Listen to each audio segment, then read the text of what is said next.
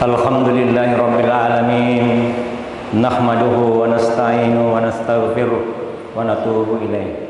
Wa na'udzu billahi min shururi anfusina wa sayyiati a'malina. May yahdihillahu fala mudhillalah wa may yudlil fala hadiyalah. Asyhadu an la ilaha illallah wa asyhadu anna Muhammadan abduhu wa rasuluh. Allahumma salli wa sallim wa barik ala nabiyyina Muhammadin wa ala alihi wa ashabi wa man tabi'ahu ila yaumiddin. Amma ba'd, fa ya ibadallah, usikum wa nafsi bi taqwallah wa ta'atihi la'allakum tuflihun. Qala Allah ta'ala fil Qur'anil Karim, a'udzu billahi minasy syaithanir rajim. Ya ayyuhalladzina amanu ittaqullaha haqqa tuqatih wa la tamutunna illa wa antum muslimun. Hadirin saudara-saudaraku jemaah Jumat rahimakumullah. Pertama-tama marilah kita senantiasa bersyukur dan berterima kasih kepada Allah Subhanahu wa taala, Tuhan yang Maha Pengasih dan Maha Penyayang, berkuasa atas segala sesuatu. Oleh karena nikmat yang terus mengalir dalam kehidupan kita, tidak ada spasi sedikit pun nikmat itu terus mengalir. Allah sepertinya tidak mau tahu apakah kita pelaku maksiat atau orang yang senantiasa taat. Nikmat-nikmat itu terus mengalir dalam kehidupan kita. Hari ini nikmat kesehatan, nikmat hidayah, nikmat kesempatan kita berkumpul di tempat yang mulia bersama dengan orang-orang yang dimuliakan Allah Subhanahu wa taala.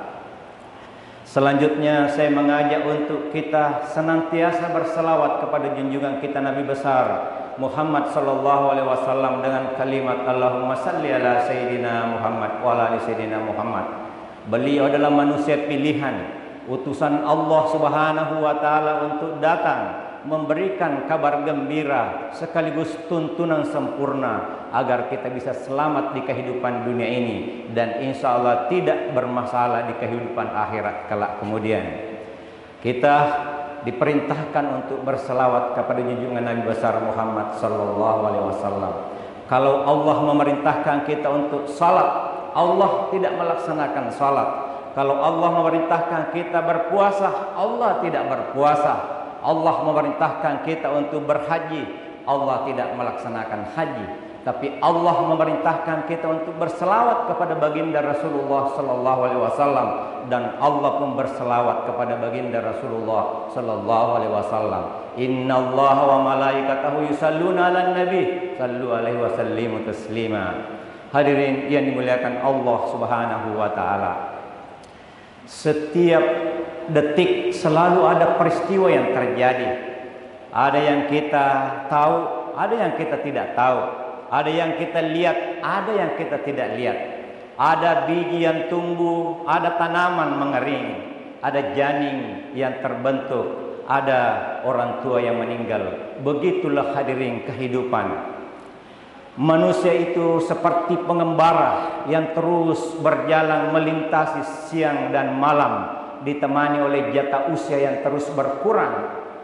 Tapi pada saatnya nanti akan sampai di ujung waktu, pada saatnya nanti akan sampai di terminal terakhir, sampai di tapal batas, perbatasan antara kehidupan dunia yang singkat dan menipu ini dengan negeri alam barzah, alam akhirat yang panjang dan tak berujung.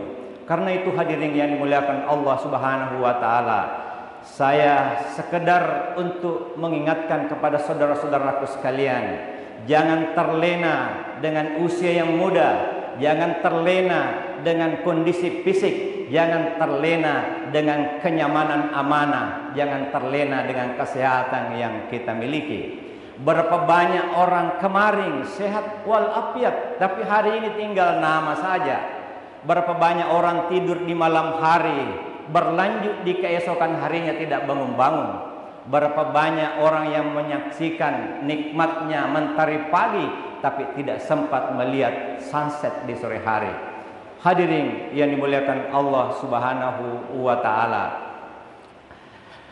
Karena itu, khatib menyampaikan kepada kita semua agar kiranya senantiasa kita berhati-hati menjalani kehidupan ini.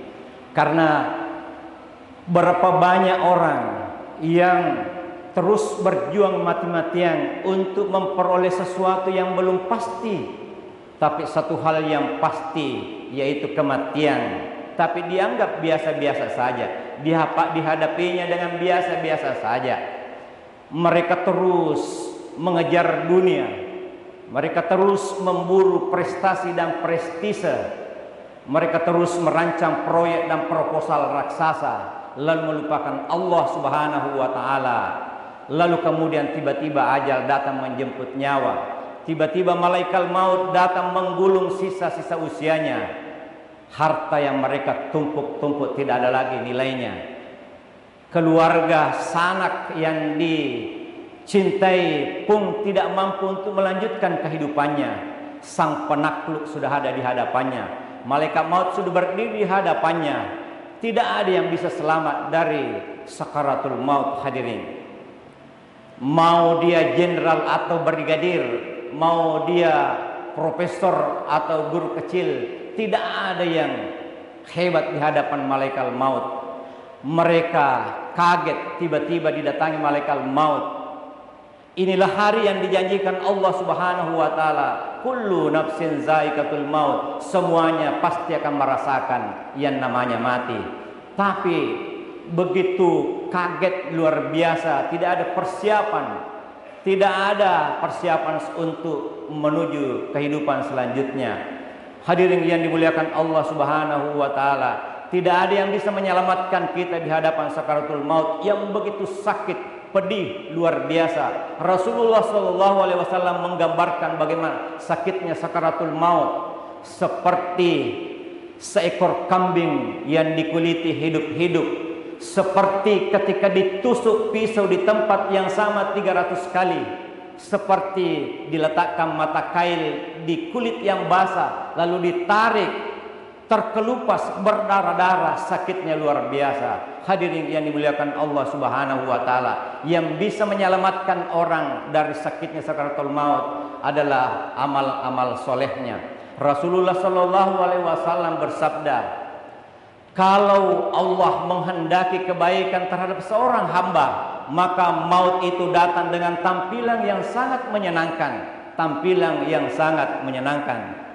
Begitu juga sebaliknya, kalau orang itu termasuk pelaku maksiat, termasuk pembangkang terhadap ayat-ayat Allah, termasuk orang-orang yang senantiasa berjalan di atas bumi dalam keadaan angkuh, sombong karena ilmunya, menganggap orang lain tidak tahu, dialah yang hanya yang tahu, maka tentu tampilan malaikat dengan mengerikan, menakutkan. Hadirin yang dimuliakan Allah Subhanahu wa Ta'ala, seperti yang dibahasakan oleh sahabat Rasulullah yang masih hidup di kala itu, yang bernama Syekh Hasim, ditanya oleh Khalifah Abdul Malik, "Ya Syekh, tolong ceritakan bagaimana keadaan orang yang sedang dalam sekarat." Syekh menjawab, ada dua model orang yang sedang dalam sekarat. Model yang pertama seperti seorang perantau yang dipanggil kembali untuk pulang kampung, menyaksikan kiriman bangunan-bangunan yang dia buat, fasilitas lengkap di rumahnya dikirimi, dan semua orang-orang siap menyambut kehadirannya. Itulah orang-orang yang beramal kebajikan, beramal soleh. Kemudian model yang kedua adalah orang-orang yang seperti narapidana yang lari dari penjara, lalu ditangkap kembali, tentu dihantam, dipukul, dan disikat baik-baik. Begitulah keadaan orang yang sedang sakarat. Oleh karena itu hadirin yang dimuliakan Allah, tidak ada yang bisa menyelamatkan kita kecuali amal-amal kebajikan kita. Kalau di kehidupan dunia pernah kita memasukkan kebahagiaan dalam hati seorang mukmin, itulah yang bisa menolong. Kalau di kehidupan dunia kita sering membantu, bahkan menangis melihat penderitaan saudara kita, itulah yang sangat banyak menolong. Hadirin yang dimuliakan Allah Subhanahu wa Ta'ala, bahkan ya ayyatuhan nafsul mutmainnah irji ila rabbiki radiyatan mardiyah fadkhuli fi ibadihi wadkhuli jannati. Ini panggilan khusus, undangan khusus bagi jiwa-jiwa yang mutmainnah, dipanggil, diundang oleh Allah Subhanahu wa taala untuk kembali ke negeri asalnya. Itulah orang-orang yang senantiasa mensucikan jiwanya. Hadirin yang dimuliakan Allah Subhanahu wa taala, berhentikalah urusan kita di kematian. Hadirin, ternyata tidak berhenti urusan itu di kematian. Masih ada pengadilan dan mahkamah-mahkamah yang lebih dahsyat lagi. Diceritakan di dalam hadis bahwa ketika pengantar sudah pulang, maka datanglah dua malaikat yang bertanya kepada kita, yaitu Munkar dan Nakir. Pertanyaannya adalah, Man Rabbuk? Siapa Tuhanmu? Bukan ditanya apa jabatanmu ketika hidup di dunia, bukan ditanya berapa banyak mobilmu, bukan. Man Rabbuk? Orang yang tidak mengenal Allah tidak akan bisa menjawab. Dan disinilah banyak jawaban-jawaban yang muncul sesuai dengan amalan dan imannya ketika hidup di dunia. Boleh jadi ada orang yang menjawab sesuai dengan apa yang dia cintai, dia baktikan hidupnya ketika masih hidup. Dia habiskan waktunya kepada bosnya. Boleh jadi dia menyebut siapa yang paling ditakuti, disenangi di kehidupan dunia ini. Banyak sekali jawaban-jawaban. Tetapi kalau kita merindukan, kita mencintai Allah di kehidupan ini, kita menghinakan diri di hadapan Allah Subhanahu wa taala, maka insya Allah kita akan menjawab, Man Rabbuk? Allah lah Tuhan kita. Karena itu hadirin yang dimuliakan Allah Subhanahu wa taala, kalau seperti yang dikisahkan seorang muridnya Abdul Qadir Jailani didatangi oleh malaikat Munkar Nakir, Man Rabbuk? Karena muridnya Abdul Qadir Jailani ini adalah seorang murid yang paling bodoh. Lalu kemudian ketika meninggal ditanya, Man Rabbuk? Bingung menjawab, siapa harus dijawab. Lalu kemudian dia menjawab, Abdul Qadir Jailani. Lalu malaikat Munkar Nakir bingung, menghadap kepada Allah, Ya Rabb, kenapa ini hamba lain jawabannya? Lalu kemudian Allah bilang, hantam saja. Begitu mau dihantam, datang rohnya Abdul Qadir Jailani. Ini adalah muridku, jangan dipukul. Lalu kemudian kembali malaikat menghadap kepada Allah, Ya Rabb, ada Abdul Qadir Jailani. Lalu Allah Subhanahu wa taala mengatakan, aku ampuni hambaku itu karena kekasihku Abdul Qadir Jailani. Hadirin yang dimuliakan Allah Subhanahu wa taala, belum berhenti di situ huru hara akhirat. Masih ada pengadilan lebih lanjut lagi.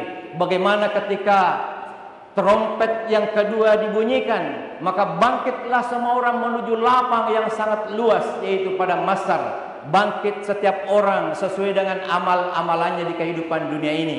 Tentu ada orang yang tampil tidak ada wajahnya, karena di kehidupan dunia ini selalu cari wajah kepada pimpinannya, dan hilang wajahnya di hadapan Allah Subhanahu wa taala. Begitu berkumpul di padang mahsyar, seperti yang sering kita dengar, matahari dalam hadis dikatakan kurang lebih 1 mil dekatnya itu matahari dengan penduduk padang mahsyar. Semua manusia panik, semua orang dalam keadaan gelisah, panas yang luar biasa. Maka hadirin yang dimuliakan Allah Subhanahu wa taala, di kehidupan dunia saja ini, matahari yang bersinar sekarang ini, yang jaraknya dengan bumi kurang lebih 150 juta kilometer, masih panasnya luar biasa. Itu pun sudah dilapisi dengan 1000 kilometer atmosfer, tapi masih kita tidak bisa tahan panasnya di bumi. Kalau sampai 40, 30 derajat, bahkan ilmuwan mengatakan kalau 40 sampai 50 derajat, dan itu berlangsung kurang lebih 2 kali 24 jam, diperkirakan semua air di permukaan bumi akan menguap. Hadirin, di padang mahsyar matahari terlalu dekat, semua orang mengalirkan keringatnya. Ada yang sampai di betisnya, ada yang sampai di lutut, ada yang sampai di perut, bahkan ada yang berenang dengan keringatnya. Begitu panasnya matahari. Tiba-tiba ada suara dari pemilik Yaumiddin. Mana orang-orang di kehidupan dunia yang saling mencintai dan menyayangi karena aku? Silakan berkumpul, saya akan memberikan perlindungan.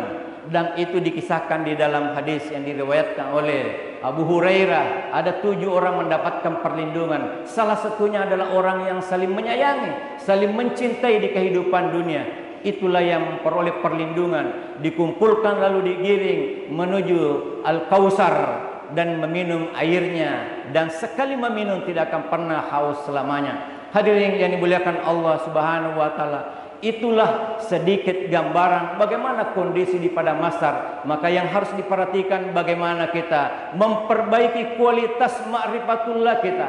Bagaimana memperbaiki pengenalan kita kepada Allah Subhanahu wa taala, lalu memperbaiki kualitas iman dan ketakwaan kita, lalu kemudian menyebarkan kasih sayang sebagaimana visi dan misi kehidupan kita dalam kehidupan ini untuk menjadi rahmatan lil alamin dan sekaligus untuk memberikan pengenalan yang luar biasa kepada Allah Subhanahu wa taala. Barakallahu li wa lakum fil Qur'anil Karim wa nafa'ni wa iyyakum bima fihi minal ayati wasikril hakim wa taqabbal minni wa minkum tilawatahu innahu huwas samiul alim wastaghfiru innahu huwal ghafurur rahim.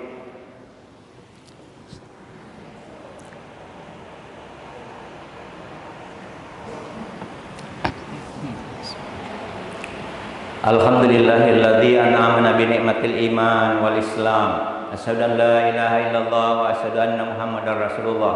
Allahumma shalli wa sallim wa barik ala nabiyyina Muhammadin wa ala alihi wa sahbihi wa man tabi'a ila yaumiddin. Amma ba'd, fa ya ibadallah usiku wa nafsi bi taqwallah wa ta'ati la'allakum tuflihun.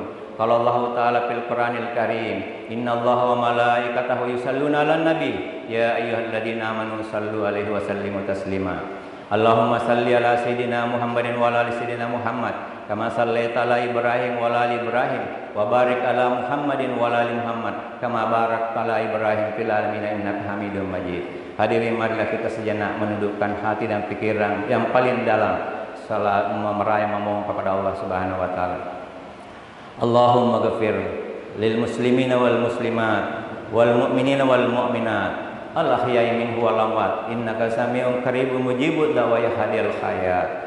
Allahumma inna nas'aluka salamatan fid din wa afiatan fil jasad wa siyadatan fil ilmi wa barakatan fil rizq wa taubatan qablal maut wa rahmatan indal maut wa maghfiratan ba'dal maut. Allahumma hawin alaina fi sakaratil maut wa najata minan nar wa la indal hisab. Allahumma ghafir lana wa liwalidina warhamhum kama rabbayana shighara. Rabbana atina fid dunya hasanah wa fil akhirati hasanah wa qina adzabannar. Ibadallah, innallaha ya'muru bil adli wal ihsan wa ita'i dzil qurba wa yanha 'anil fahsai wal munkar wal baghi ya'idukum la'allakum tadhakkarun. Wa la dzikrullahi akbar.